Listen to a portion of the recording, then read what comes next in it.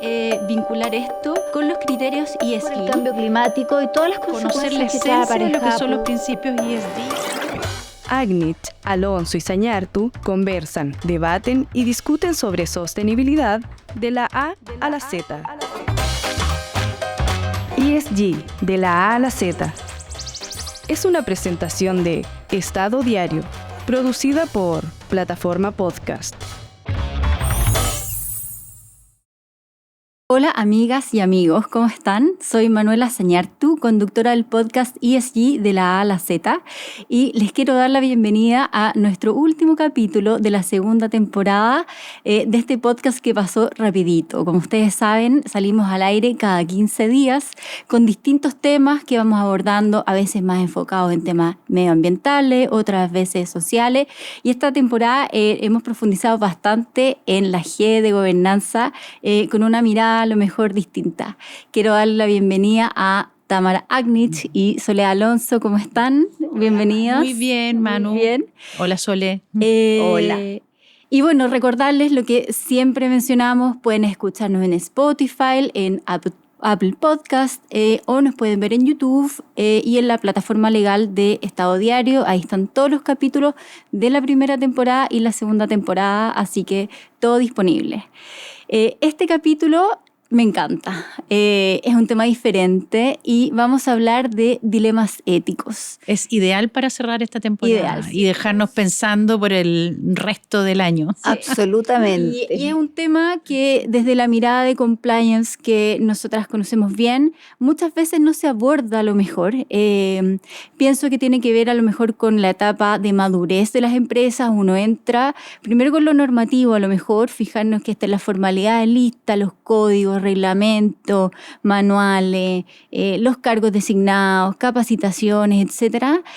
Y se nos queda fuera esto de cómo enfrentarnos a los dilemas éticos que muchas veces van determinando el camino que siguen las organizaciones, ¿cierto? Cómo toman decisiones y define a lo mejor el carácter de la misma empresa, si se puede decir que eso existe. Aquello que no está en el manual. Exactamente. Y yo creo que es importante partir por definir o por explicar qué es un dilema ético. Y me encantó esto que conversamos, esta encrucijada donde todos los caminos pueden tener algo bueno, pero también algo doloroso. Hay un costo detrás de tomar una decisión donde ambas parecen correctas. Yo creo que ejemplos hay muchos, pero una vez leí uno que lo ilustró muy bien, me sirvió para comprenderlo, y decía, un joven había perdido a su hermano en la guerra, él estaba al cuidado de su mamá, que era mayor, la mamá enferma, y a él lo llaman para ir a la guerra también. Él, por un lado, siente este compromiso con su patria, supongamos que era otra época, pero digamos el compromiso con la patria de ir a pelear en la guerra por su país, y por otro lado, el único hijo sobreviviente acompañando a su mamá enferma. ¿Cuál es la decisión correcta?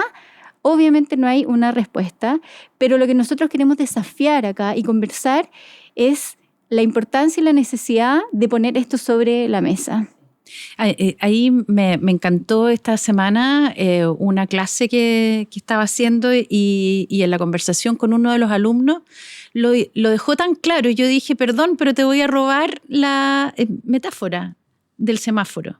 Ah, sí, bueno. Para entender bien qué es esto de los dilemas y cuál es la diferencia entre transgredir una norma y estar frente a un dilema. Claro.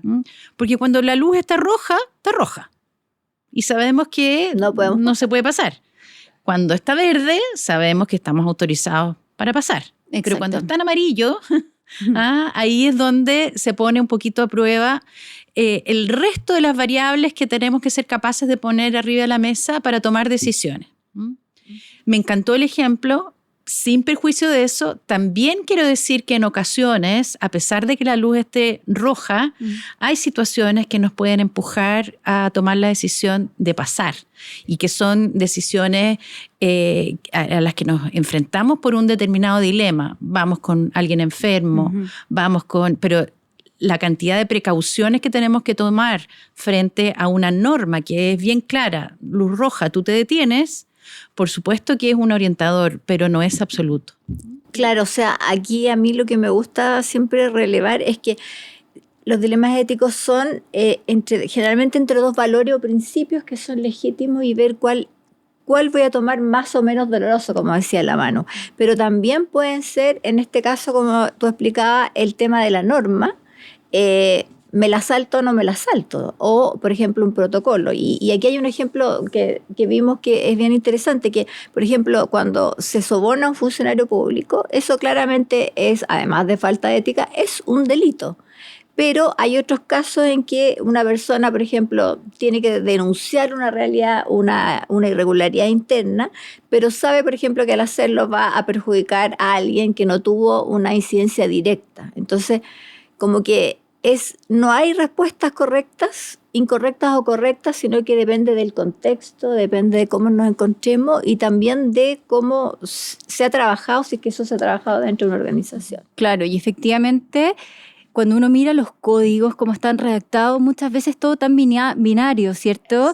Esto no se puede hacer, esto sí se puede hacer, pero el día a día de las organizaciones, el día a día de todo el mundo en realidad, de la humanidad. Y es a una velocidad muy rápida. Claro, exacto. Y creo que el 90% de las situaciones están más bien en la infinita tonalidad de los grises, donde no es tan claro el camino a seguir. Y ahí un buen ejemplo, pienso, es el famoso dilema del tranvía, que me imagino lo conocen. Yo muchas veces he partido capacitaciones haciendo ese dilema y es muy interesante porque lo voy a contar, tiene muchas versiones, pero la versión más tradicional va a un tranvía, por está las vías del tren y al final del camino hay amarradas 5 personas y si el tranvía sigue su curso, esas 5 personas van a morir, ¿ya? Pero nosotros la persona está al lado de una palanca que puede desviar el tranvía el curso y en vez de que mueran 5 personas, solo muere una. Pero ahí está el acto de uno, digamos, que es mover esa decisión de mover la palanca. Decisiones dolorosas. Dolorosa. Y es muy interesante. Yo esto lo vi y si no lo han visto se los recomiendo a ustedes y a todos quienes nos escuchan, al profesor Michael Sandel, que tiene un curso que se llama Justice de la Universidad de Harvard, que está en YouTube. Yo lo vi en YouTube, son 12 capítulos.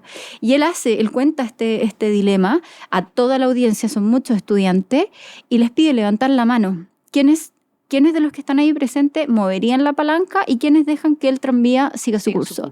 Y lo interesante es ver que es casi la mitad de mitad. O sea, el 50% de esos estudiantes decían que no tenían ni una facultad por qué intervenir y los otros decían, si yo puedo salvar a una persona, si en vez de que 5 muera solo una, yo sí lo hago.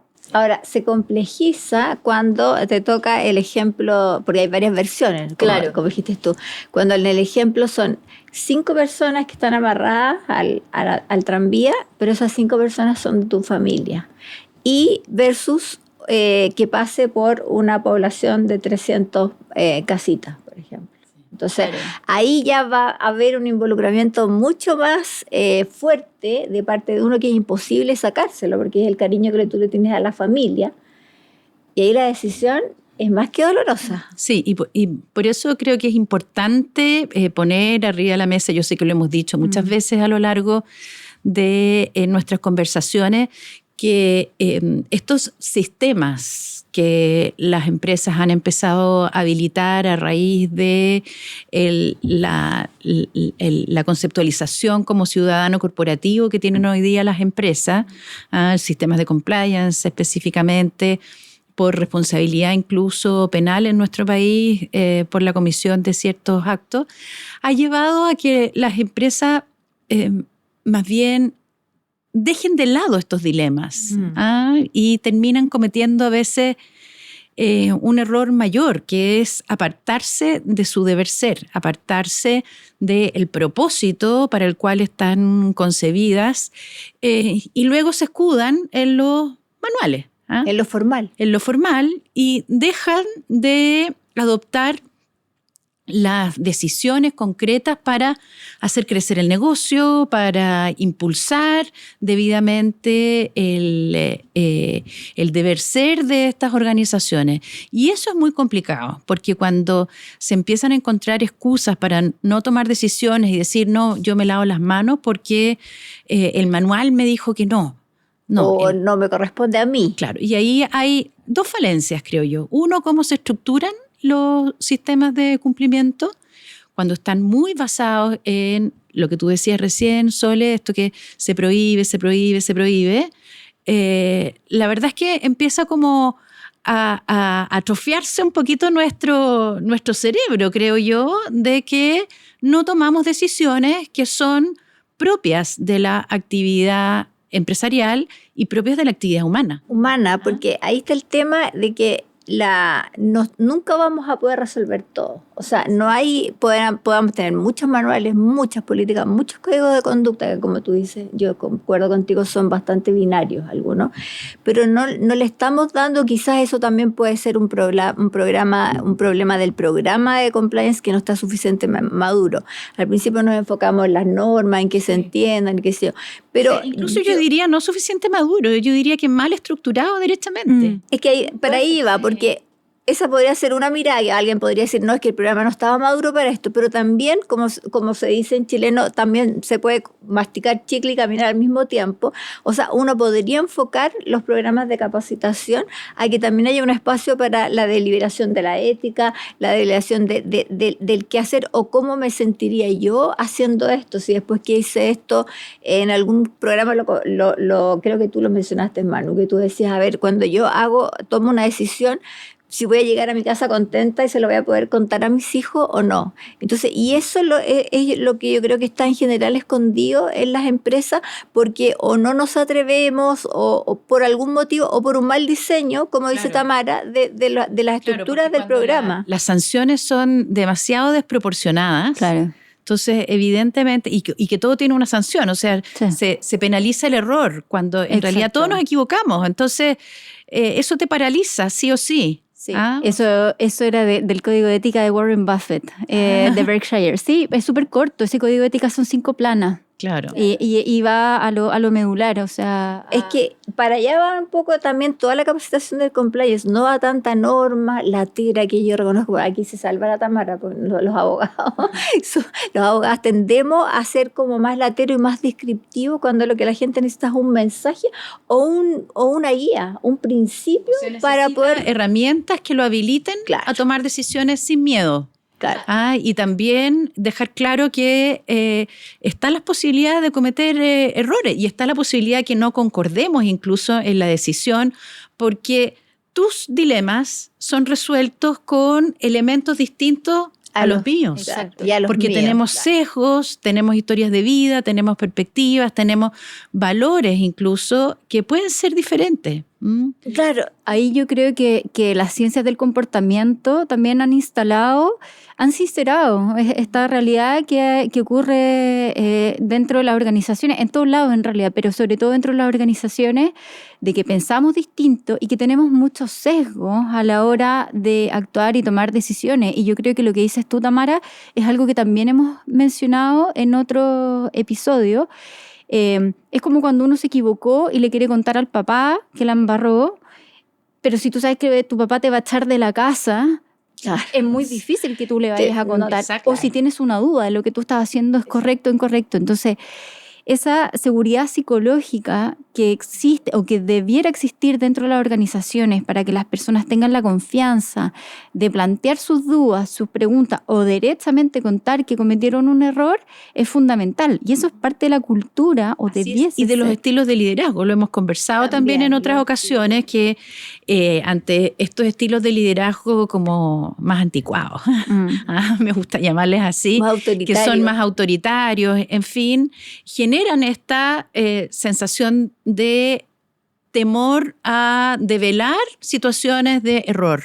Y eso finalmente se termina transformando en una bola de nieve que le hace daño a las organizaciones, nos termina haciendo daños a nosotros mismos, al que no toma la decisión, al que no no transmite una situación, ya sea incluso delictual, que pudiera estar observando, y no lo transmite por temor a la represalia. Y esto que decía la Manu de las ciencias del comportamiento también nos enseña a que no se trata de un tema de ser malas personas o buenas personas.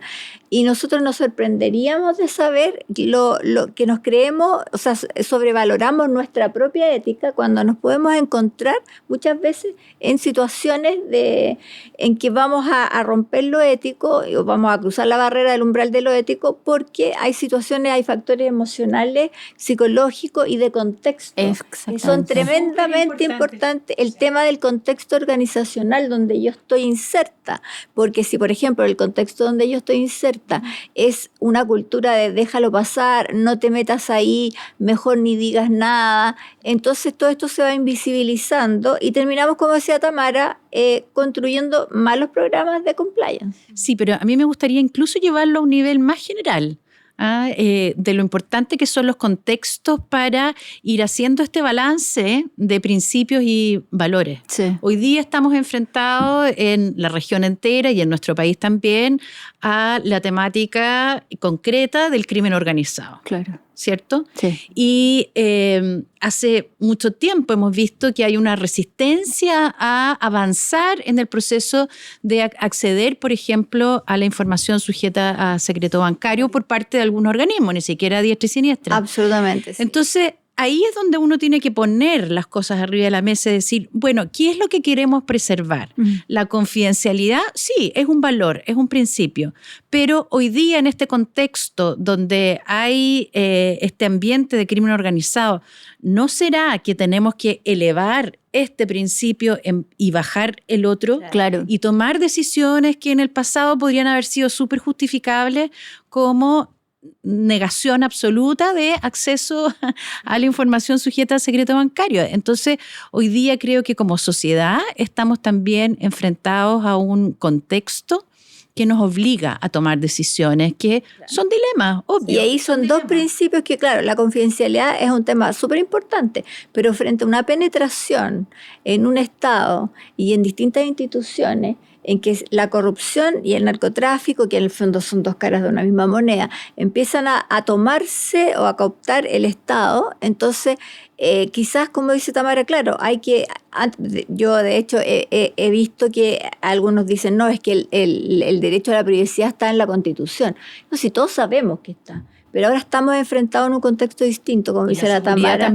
Entonces la seguridad y también la desconfianza o la penetración de la corrupción es un flagelo que ya conocemos cómo va en otros países y cómo nosotros también podríamos terminar. Y ahí también cobra importancia, creo, cómo lo que nosotros valoramos en el tiempo a lo mejor va cambiando, porque a lo mejor en una época uno valoraba mucho a la gente que era coherente y súper consecuente y ante todas circunstancias se mantenía con la misma posición, etc.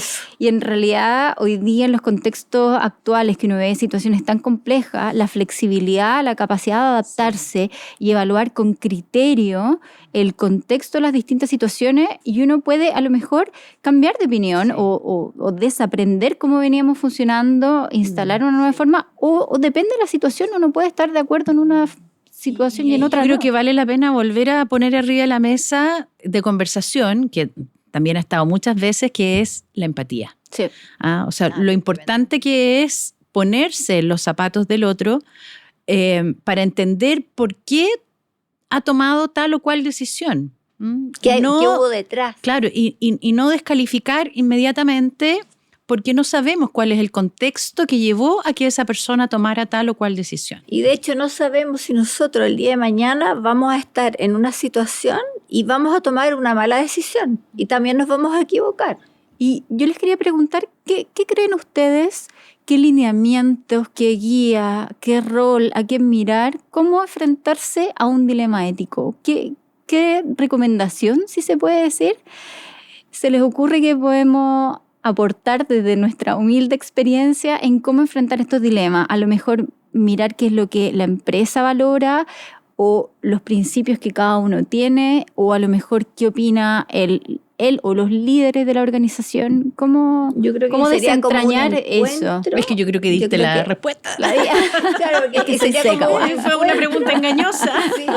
Es un encuentro entre los líderes, entre los trabajadores o los colaboradores, entre todas las personas que forman la empresa, de atreverse a hablar y abrir espacios para esto. Que eso abrir espacio, porque si yo estoy en una empresa y veo que no tengo espacio para decir, por ejemplo, tengo una duda. Ahora yo he visto en algunos programas de compliance en que se hace harto hincapié que si las personas tienen una duda, por más explicado que esté, por ejemplo, el conflicto de interés, pero surgen dudas, que levanten la mano sin miedo, que no se sientan tontos porque van a preguntar o traspasar o no entendí entonces lo que era un conflicto de interés, sino que puedan abrirse y consulte al oficial de cumplimiento o al comité de ética, etcétera, pero que uno no se quede así como no sé qué actuar porque quizás la primera reacción que uno va a tener no va a ser la más correcta. Sí. Sobre todo si estoy apurada, presionada. Ahí yo creo que el rol de los liderazgos es súper importante, porque la realidad es que hoy día, como están escritos la mayoría de los reglamentos y manuales, etcétera, es que son binarios, no va a estar ahí la respuesta. Entonces hay que abrir otros espacios de conversación y el decir, como lo comentábamos alguna vez, no sé la respuesta, conversémoslo, quiero escucharlo a ustedes qué piensan. Sí, y aquí, bueno, yo parezco disco rayado para los más jóvenes. Antes los discos se rayaban y repetían, ¿ah? ¿Cierto? Claro, porque hoy día con el Spotify y eso como que no se entiende mucho el se disco está volviendo al vinilo. Del disco rayado. Qué importante que son los procesos de construcción de cultura dentro de las organizaciones. La definición de códigos de ética, cartas valóricas organizacionales que logren como captar los verdaderos dilemas a los que se enfrentan los componentes de la organización en el día a día, y no estos códigos de ética que son una réplica de lo que dice una ley, una norma, donde se prohíbe y se sancionará. Eso la verdad es que no motiva a nadie, termina siendo más que una herramienta de gestión, termina siendo una lata, dificultando la toma de decisiones ante situaciones complejas, y por lo tanto la invitación es a que las organizaciones ojalá se embarquen en procesos de diálogo constructivos para identificar cuáles son esos valores relevantes que permitan o que habiliten a las personas a tomar decisiones ante dilemas, y que los habilite no en las oficinas solamente, sino que los habilite cuando están en terreno, en la faena, en la calle, haciendo una venta, en fin, en todos los espacios de la vida. Sí, tal cual. A propósito de esto de que privilegiar, etcétera, al momento de tomar una decisión o enfrentarse a un dilema ético, yo les quería contar una experiencia que hace muchos años, en una organización en la que yo trabajaba, ocurrió una situación, un dilema, ¿ya? Por supuesto que no estaba ni remotamente contemplado en ningún manual, ¿ya? Había que tomar la decisión muy rápido. Y bueno, afortunadamente quien lideraba la organización estaba muy abierto a escuchar las distintas opiniones. Todos opinamos más o menos igual. No sé si fue porque nadie se atrevió a decir algo distinto, realmente todos coincidíamos y se tomó una decisión, ¿ya? Siempre lo que se consideró a la hora de evaluar qué hacer era la reputación de la empresa. Eso fue lo que primó, ¿ya? Porque, como les digo, no estaba en ningún manual ni cómo tomar estas decisiones. Y pasados los años, siento que la decisión estuvo correcta, pero yo siempre me pregunto si nos hicimos las preguntas adecuadas al momento de tomar esa decisión. Y eso que, mira, en ese caso, generalmente en las empresas que tienen una estructura más vertical cada día, hay por lo menos un espacio para decir, disiento de esto. Pero yo, por ejemplo, he trabajado en instituciones extremadamente jerarquizadas, donde solamente decirle al jefe, mira, a mí me parece que este párrafo no debiese ir por tal y tal razón, o esto eso es considerado una falta de respeto, te puede costar. Entonces yo me vi en mi vida muchas veces enfrentada a tener que, lo que eran los principios o el prestigio profesional, y alguien que estaba arriba y te golpeaba la mesa y te decía aquí. Entonces y olvídate que se van a abrir espacios éticos, o sea, falta mucho todavía en que las instituciones que son demasiado jerarquizadas se pueda abrir el espacio para que nosotros y todos los que conforman la organización no estén encapsulados en esta cosa de los grados, porque ahí sí que es un tremendo problema. Y yo todas las veces que me enfrenté, se vio al principio como un desastre, como la disrupción más máxima y la desobediencia, y me pudo haber costado el puesto. Afortunadamente no pasó, pero creo que fui fiel, como a lo menos no podía dejar pasar esas situaciones.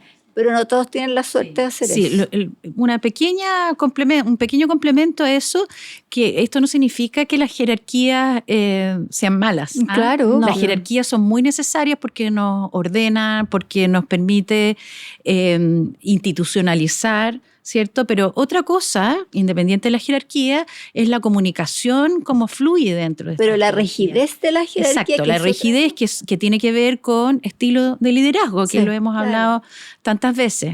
No, eso solamente para que no quede la idea como que la jerarquía y que tenemos que ser todos horizontales. Sino lo que pasa es que en las estructuras muy jerarquizadas, el solo decir, mira, vengo a conversar porque sabes que tengo dudas con respecto a esto y creo que quizás no debiese ir por acá la solución, es visto muchas veces como una falta de respeto. Me está faltando el respeto y hay todo un sistema para castigar, para sancionar, sumario, y entonces las personas se van jibarizando cada vez más y ya no discuten más, o sea, y ahí la cultura te come. Yo siento que eso igual ha ido cambiando, tengo la percepción. Yo no lo veo tan estricto como tú dices. Lo que pienso es que, claro, efectivamente puede haber cultura de ciertas empresas más verticales a lo mejor. Y digo, estos son instituciones. Claro, porque ahí es por el estilo de liderazgo autoritario. Claro. Y lo otro que también yo creo que no hay que menospreciar es que muchas veces las personas no queremos meternos en problemas también. O sea, preferimos salirnos, dejar esto de lado, porque enfrentar esto, revelar información de la cual muchas veces no estamos 100% seguros, pero podría ser importante, etcétera, nos expone a estar en el centro de un conflicto, a lo mejor, y eso es algo que la persona en general, entonces yo pienso cómo ir educándonos en el coraje de enfrentar estas situaciones. Oye, se me vino a la cabeza un momento sostenible tuyo, Manu, de hace unos días, con la película de Clint Eastwood. ¿Sí o no? No, excelente. Sí. Excelente. ¿Cuál de todas las que he hecho? El Jurado. El Jurado número 2. Sí, El Jurado número 2. La vi, buenísimo. Sí, o sea, yo llegué a verla después que tú la recomendaste acá y de verdad creo que también habría estado como anillo al dedo para el tema que estamos hablando hoy.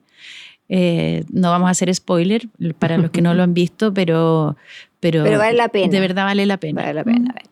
Sí.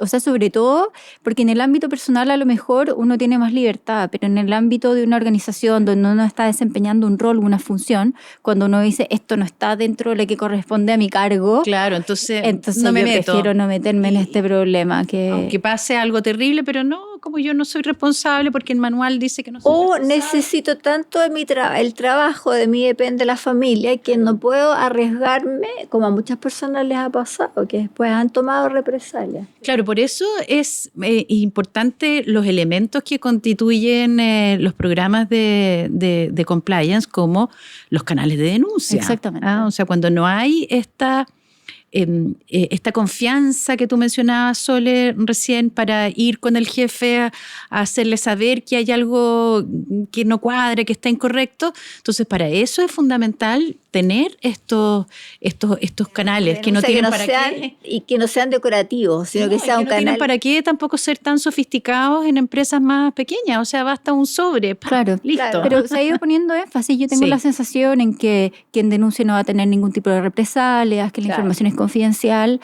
de manera de ir incentivando el uso de estos canales que pueden ser anónimos también. Que es como tú dices, puede ser echar un sobre, pero que eso no significa que yo tenga el susto de que van a haber represalias. Claro, no, pero me refiero que es como para guardar la confidencialidad, un sobre en la noche oscura, la meto en el... Oye, les tengo que contar que... No, es que el tiempo pasa muy rápido. Ya estamos, yo creo que nos van a retar porque estamos sobre los 30 minutos. Y les quería pedir que nos cuenten, nos entreguen su momento sostenible para terminar este capítulo. Tamara, ¿quieres partir tú? Yo parto, sí, bueno. ¿Puedo recomendar 2? Sí, ya. Pero todo lo primero que voy a recomendar es una columna que escribimos con la Manu y que nos publicó Estado Diario hace un tiempo, precisamente sobre esta temática, sobre los dilemas. Así que ahí échenle una miradita a esa columna. Pero lo otro que quiero recomendarle es la serie Día Cero con Robert De Niro. No voy a hacer ningún spoiler, pero en el último capítulo, casi al final de la serie, el protagonista se enfrenta a un dilema que de verdad como que profundiza todo lo que hemos conversado hoy día. Porque hay cuestiones que le afectan a él directamente y interesante que vean cómo lo resuelve. Y es Día Cero. Día Cero, con Robert De Niro. ¿Y dónde es una serie cortita. ¿Dónde la podemos? Netflix creo que está. Sí, una serie cortita, que te tiene así todo el tiempo muy tenso. Ideal para antes de dormirse. Claro, no sí, para fin de semana, digamos. Claro, Herbogel después, claro. Esos son mis momentos sostenibles. Y yo, aprovechando que estuvimos hablando de las ciencias del comportamiento, me encontré con un libro que está la versión en inglés y la versión en español, que se llama Puntos Ciegos. ¿Por qué no hacemos lo que corresponde o lo correcto y qué hacer al respecto? Y es de 2 destacados especialistas en ética empresarial que se llaman Max Wasserman y Anne Tembrunzell. Y ahí en el libro se explora lo sobreestimado que tenemos nuestra capacidad para decidir éticamente y cómo muchas veces traicionamos nuestros principios sin que seamos nosotros malas personas, sino que estamos en un contexto o la trayectoria, como decía Tamara, y analiza todos los casos de escándalo, desde el caso Enron, pasando por la corrupción de las tabacaleras, pasando por estos modelos defectuosos de Ford Pinto, qué sé yo, hasta el tema del transbordador, la desgracia que ocurrió con el transbordador Challenger. Entonces ahí, en el fondo, uno va entendiendo más el comportamiento humano, por qué se porta como se porta, y cómo puede uno mejorar, que esa es la gracia, en el fondo, a entender. Así que mientras te escuchaba, me acordé de un libro que me estoy leyendo, La Sociedad de la Nieve, en la que se basó la película La Sociedad de la Nieve. Extraordinario, porque yo creo que también habla todo esto del contexto, obvio, de las decisiones que se toman, los liderazgos que surgen. Es hermoso ese libro. Si se lo puede leer, se los recomiendo. Sí. Sociedad de la Nieve. Mi momento sostenible es nuevamente un producto, pero me encantó porque vi la presentación en Instagram que hicieron y me fascinó. Son 2, no sé si son hermanos chilenos, que navegan, han representado a Chile muchas veces en competencias internacionales, han navegado por todos los mares, océanos, y lo que ellos vieron constantemente era la cantidad de plástico que encontraban en los mares, muchos de los cuales vienen de botellas de detergente. Entonces ellos desarrollaron un detergente, este típico que viene como en una lámina. ¿Ya? No ocupa, o sea, no es que necesite todo este volumen de los envases de esos plásticos. Sí. Una cajita chiquitita de cartón reciclable, no ocupa nada de espacio y súper sostenible, me encantó. Y además ellos explican que si uno se suscribía era más barato, más económico, así que me tincó. Sí. ¿Y cómo se llama? Natulimp. Natulimp Chile está por Instagram, si lo quieren mirar. Súper bueno, tienen un video entretenido. Así que nada, estamos concluyendo nuestro último capítulo. Yo quiero terminar agradeciendo, le quiero dar las gracias, por supuesto, a Tamara y a la Sole. Quiero agradecer a todos los invitados que vinieron en esta temporada, que se dieron un minuto, conversaron con nosotros, nos entregaron su experiencia, su conocimiento, y por supuesto a todo nuestro querido equipo de Estado Diario, que nos ayudan, que se encargan de toda la producción, postproducción. Son tan amorosos, no nos retan cuando nos pasamos del tiempo. De los chascarros que cometemos. Y que han hecho esto una experiencia tan linda y tan entretenida. Así que... ¿Un aplauso para ellos? Sí. Un aplauso. Y nada, dejarlos invitados, ojalá una próxima temporada, quién sabe. Agradecerles a ustedes que nos han escuchado, nos han seguido, sus comentarios, sus preguntas que nos llegan a veces. Y nada, muchísimas gracias y nos estamos viendo. Hasta la próxima. Hasta la próxima. Chao. Vincular esto con los criterios ESG. El cambio climático y todas las cosas. Conocer la esencia de lo que son los principios ESG. Agnich, Alonso y Sañartu conversan, debaten y discuten sobre sostenibilidad de la A a la Z. ESG, de la A a la Z. Es una presentación de Estado Diario, producida por Plataforma Podcast.